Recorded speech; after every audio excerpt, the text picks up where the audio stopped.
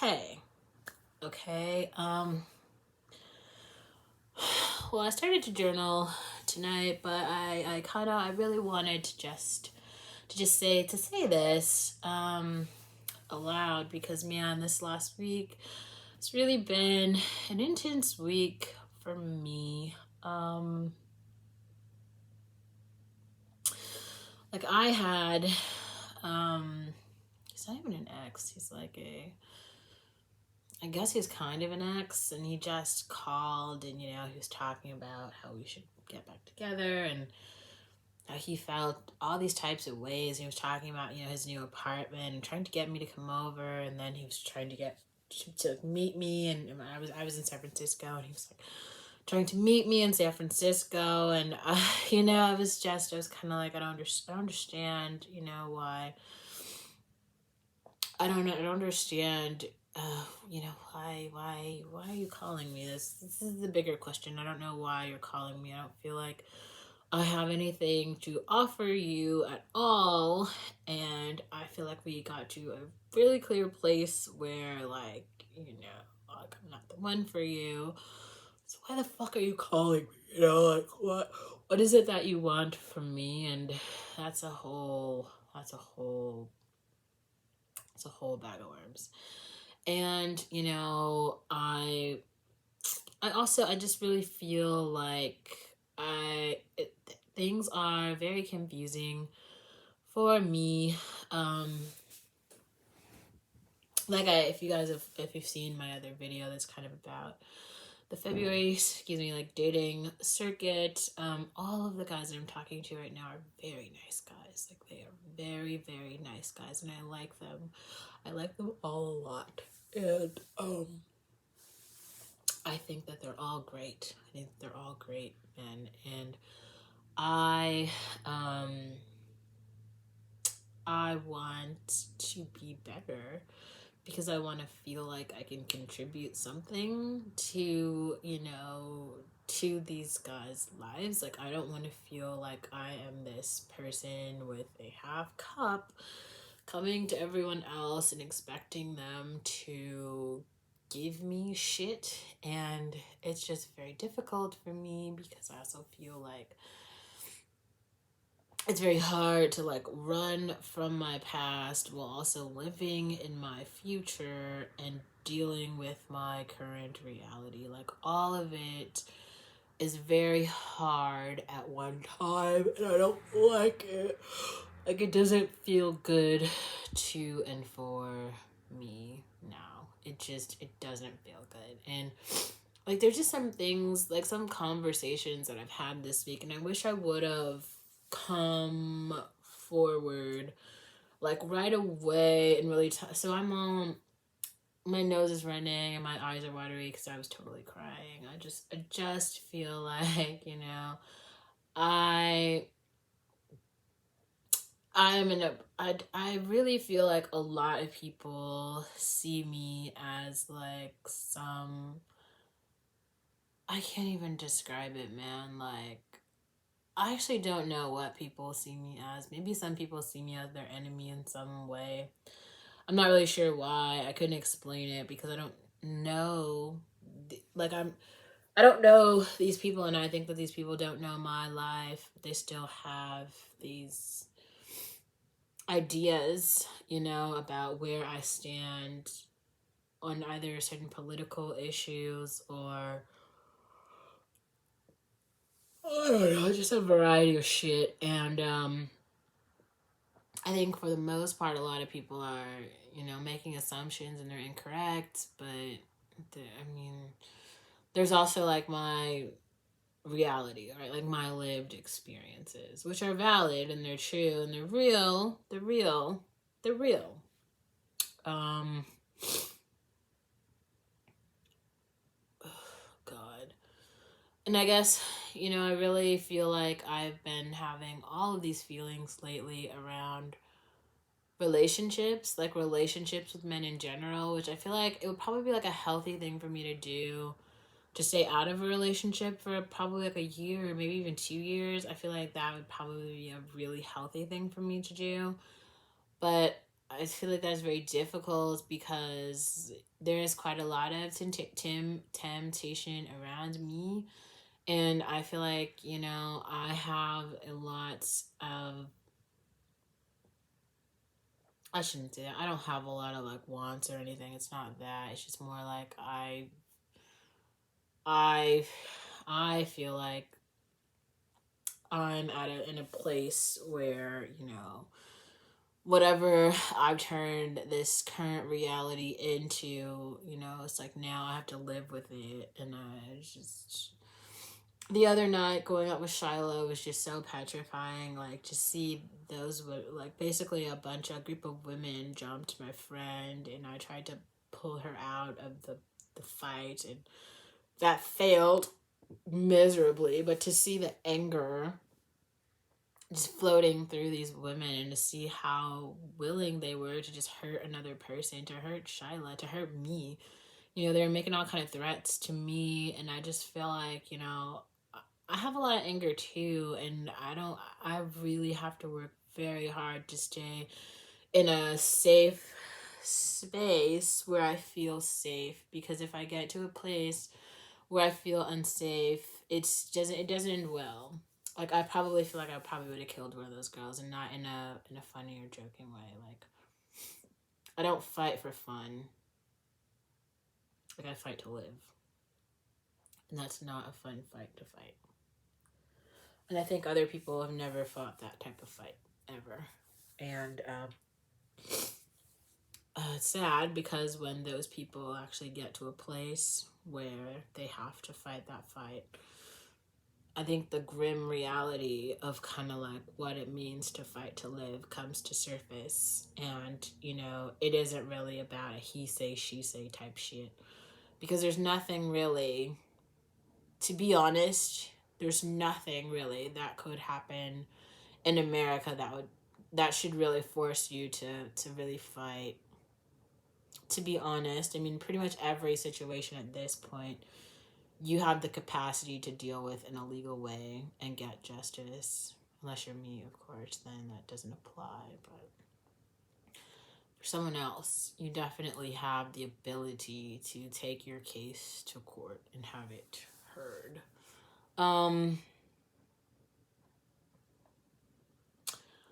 I guess it's very strange for me to come across men who, today, in this day and age, are saying like, you are valuable, you are great, you are special, you are the prize, you are beautiful, you are smart, you are organized. It's like they're saying all of these things about like these traits and attributes, that they want in a partner that they see in me, and they're saying, they're insinuating that they want to be a part of my life in some way. It's very weird, because I just feel like I'm just not that person, like I'm not the person that these people want to be with. Like, I'm not that pretty girl. Like, I'm not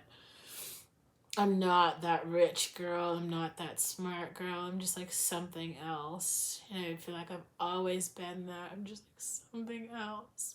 It's like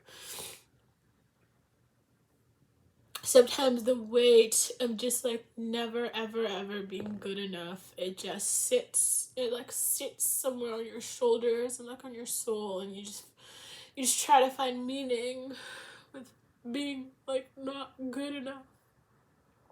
But it's like someday it's like you have to wake up and you have to tell yourself that you are good enough, because if you aren't, like today or tomorrow or next year, then it's like you'll never be. And no matter what you do, and no matter how many accomplishments you get, it's just never enough. And I don't. Sometimes it just feels like none of them are meaningful. It just really feels like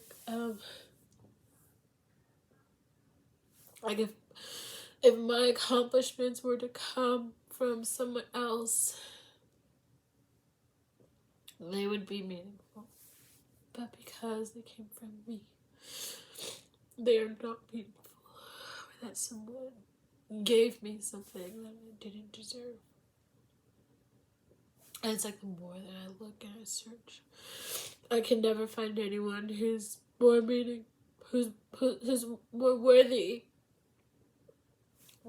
than me. And so it's this constant cycle to try to find worth that just never comes. It's just like day after day now. It's like I could get 10 more degrees. I could get 26 more internships. I could do 27 more projects. I could, take 100,000 more photos.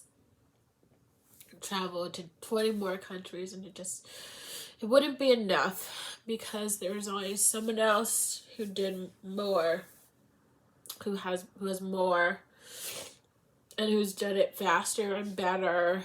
They were richer and they had a nicer dress and a better hairstyle, and they marketed it better, So when I did it, now it's not meaningful. So that's what happened.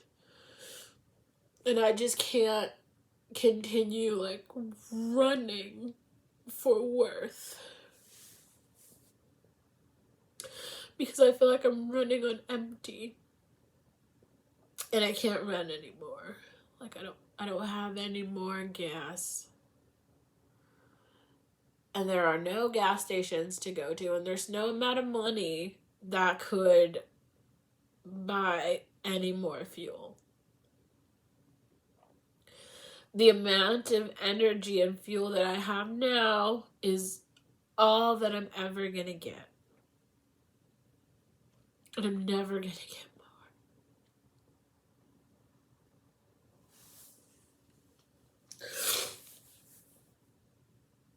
And I'm just really tired,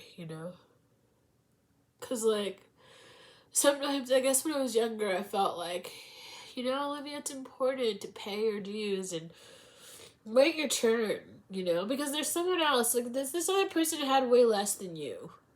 And they wanted an opportunity. So that's why, this thing that you've worked your entire life for, someone else got it, and they should have it because they grew up on ramen noodles or some dumb shit, and so I'm supposed to just make do. But sometimes you get tired of making do, I feel like that's where I am now. I can't make do anymore. There's no more making do because I paid my dues. I paid my fucking dues. And I don't know. I don't know how,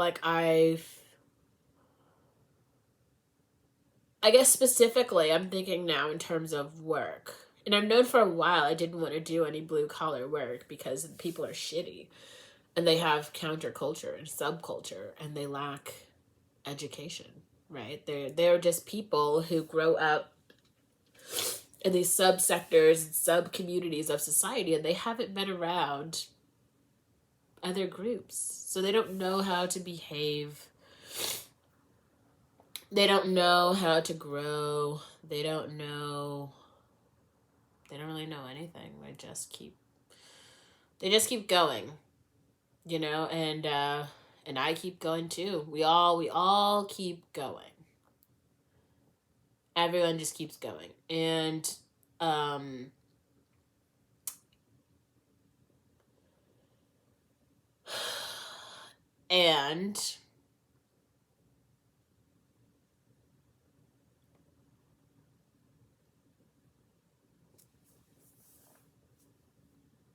I'm not sure, what more I could do to cement my own place in this society, because I don't want to be a part of American culture. I hate America a lot. I really do. I truly hate America, but I am in this country now. I am. and even if I don't want to be, I am. And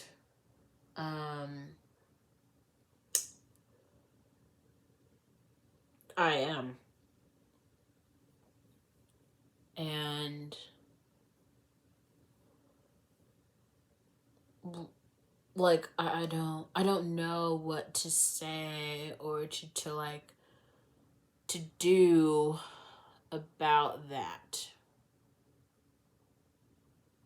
because it feels like every step that I try to take toward standing up as a member in society who's earned her place rightfully, there's a lot of pushback. It's like, oh no, you can't do that because you're black. You can't do that because you're female. You can't do that because you don't have an education from this school and got this grade. Like you aren't perfect, therefore you can't exist here because we are perfect and you are not us. This is the sort of sentiment that I'm getting. It's a raw and a mean sentiment, but it is the reality nonetheless. And it feels bad. It feels bad. And it feels very hard to overcome. But it also feels real. And it feels scary. It feels real and scary. And it feels like my reality.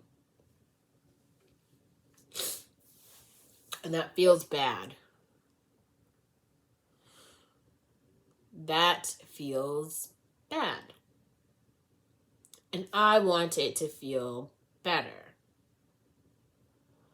I want it to feel better. And it doesn't. It doesn't feel better right now.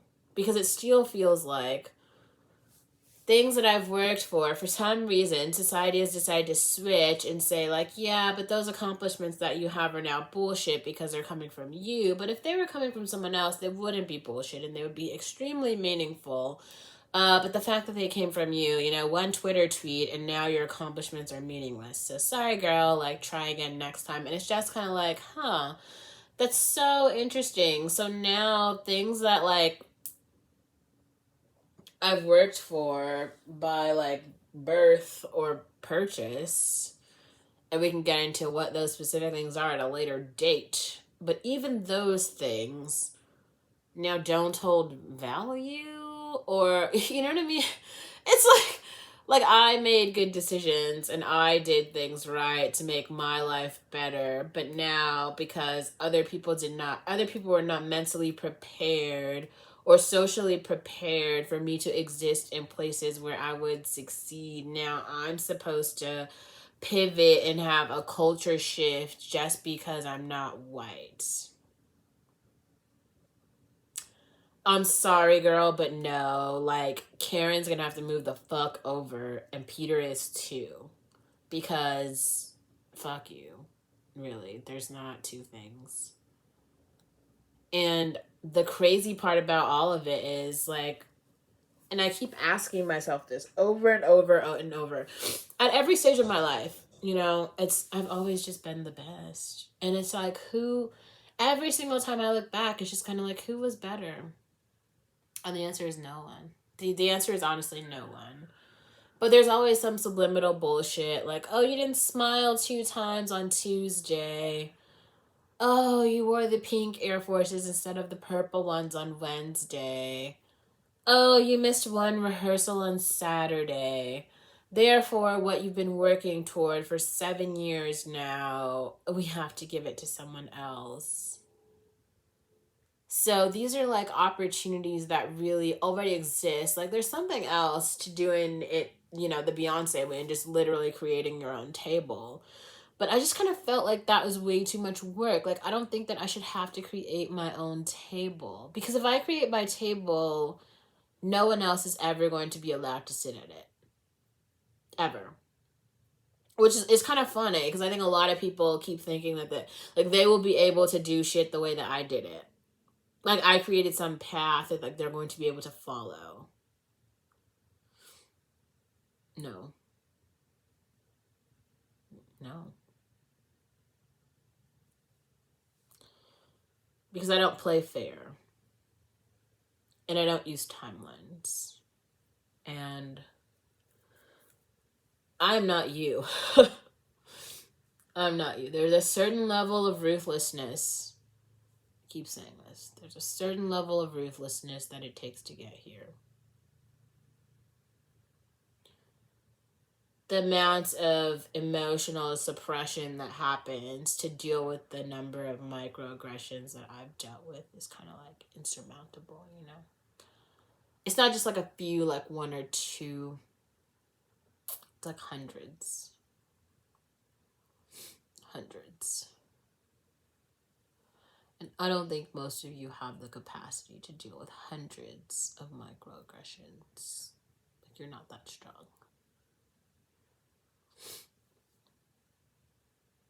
Some of you are.